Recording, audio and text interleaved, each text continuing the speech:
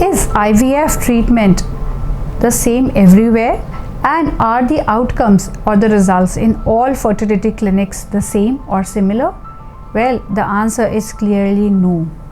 IVF is a very personalized and an individualized treatment, and three very important factors that determine the success of an IVF treatment is the expertise of your treating doctor, the protocol that the center is using to treat the infertile couples, as well as the technology used. The expertise of an IVF specialist is very important because it is the IVF specialist that you would go to, and therefore they should be able to evaluate your case clearly and also individualize and plan a treatment that is tailor-made for you. It is just like one size does not fit all. So how can it be that just one protocol will be enough? Therefore, it is also important to discuss as to what protocol will be best to suit your medical condition and to suit your infertility issues as well. The last but not the least is the technology that the IVF center is using. An IVF lab can be a very basic lab to a lab which is extremely high on technology. Ultimately, the eggs are being harvested from a woman's ovary and they are going to be fertilized in an outside environment.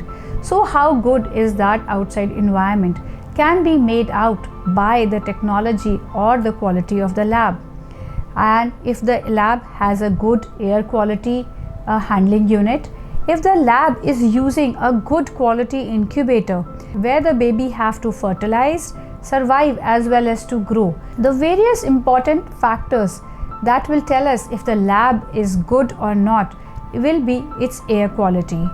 So lab that are good should be equipped with a good air handling unit, because as we all know there is so much pollution around, and therefore if the lab air is as toxic as it is nowadays, it will not be conducive for a healthy growth of the embryos.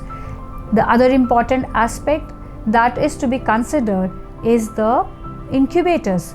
It is the place where the embryo actually stays for the 5 days it spends in the IVF lab.